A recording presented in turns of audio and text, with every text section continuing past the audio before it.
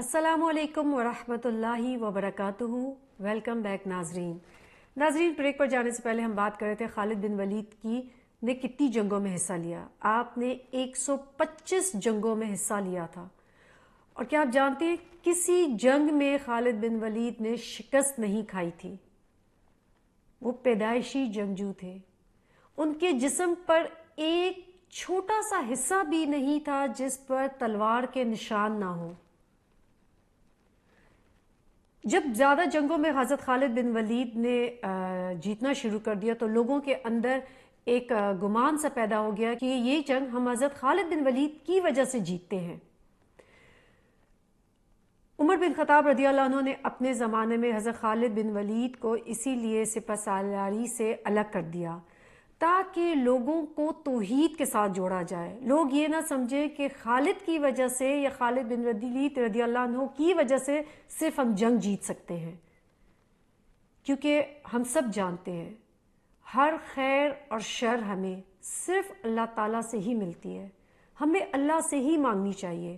کوشش ہم ضرور کریں گے، لیکن دینے والی ذات صرف اللہ کی ہے، اور یہی ہماری توحید ہے، اور اسی پہ ہم نے قائم رہنا ہے۔ اسی لیے اس سے ہمیں یہ بھی سبق ملتا ہے۔ آپ دیکھیں کہ جیسے آج کل اگر آپ کو بیمار ہیں اور آپ کو شفا کے لیے ہم ڈاکٹر کے پاس جاتے ہیں تو ہم یہ نہ سمجھے کہ اس ڈاکٹر کی وجہ سے مجھے شفا ملی ہے۔ شفا دینے والی ذات اللہ کی ہے۔ تو یہ جتنی جنگیں خالد بن ولید نے جیتی تھی، اس میں اللہ تعالیٰ کی رحمت مدد شامل تھی، اور یہ بھی تو ہے کہ اللہ کے رسول صلی اللہ علیہ وسلم نے ان کو اللہ کی تلوار یعنی سیف اللہ کا لقب دیا تھا۔ تو یہ کیسے ہو سکتا ہے کہ اللہ کی تلوار اور وہ ٹوٹ جائے؟ خالد بن ولید جب انتقال فرما رہے تھے تو ان کو ایک چیز کا بہت زیادہ افسوس تھا کہ وہ جنگ میں شہید ہونے کی بجائے اپنے بستر پر وفات پا رہے ہیں۔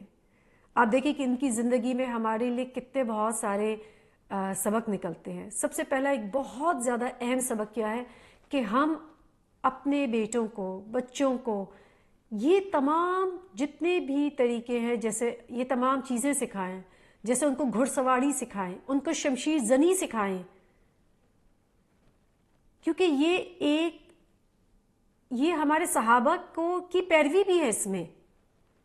اسی طریقے سے آپ دیکھیں کہ وہ کوئی بھی جنگ میں منہ اٹھا کے نہیں چلے جاتے تھے، پلاننگ کرتے تھے۔ تو اس میں ہمارے لیے سبق ہے ہمیں ہر چیز کی پلاننگ کرنی چاہیے، اور پلاننگ کے ساتھ ہمیں آگے چلنا چاہیے، پھر اللہ تعالیٰ پہ توکل کرنا چاہیے۔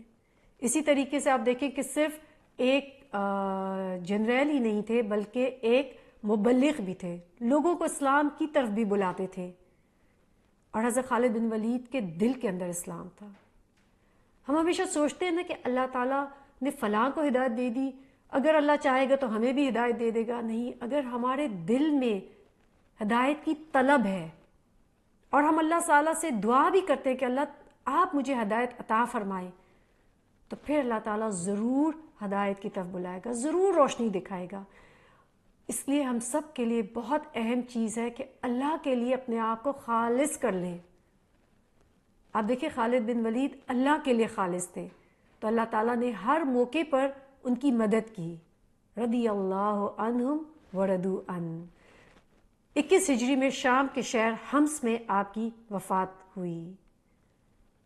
سبحانک اللہم و بحمدک نشہد ان لا الہ الا انت نستغفرک و نتوب الیک۔